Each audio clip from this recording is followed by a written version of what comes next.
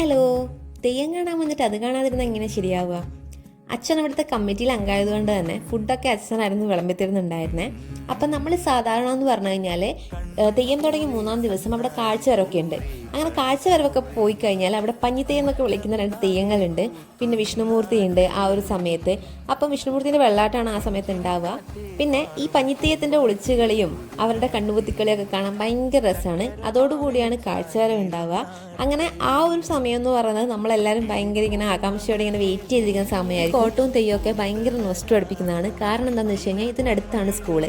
ആ സ്കൂളിൽ നിന്ന് പണ്ട് ഉച്ചയാകുമ്പോഴത്തേക്കൊക്കെ നമ്മളെ വിടും ലാസ്റ്റ് ഡേ. അപ്പോൾ അവിടെ നമ്മൾ നേരെ വന്ന് ഇവിടുന്ന് ഭക്ഷണമൊക്കെ കഴിച്ച് അവിടുത്തെ ചന്തകളിലൊക്കെ അച്ഛനും അമ്മയൊക്കെ തന്ന പൈസയൊക്കെ കൊണ്ട് കുറേ സാധനങ്ങളൊക്കെ വാങ്ങി ഇങ്ങനെ വീട്ടിലേക്ക് കൊണ്ടുവരുന്നത് ഒരിക്കലും നമുക്കൊന്നും മറക്കാൻ പറ്റാത്ത ഒരു കാര്യങ്ങളൊക്കെയാണ്.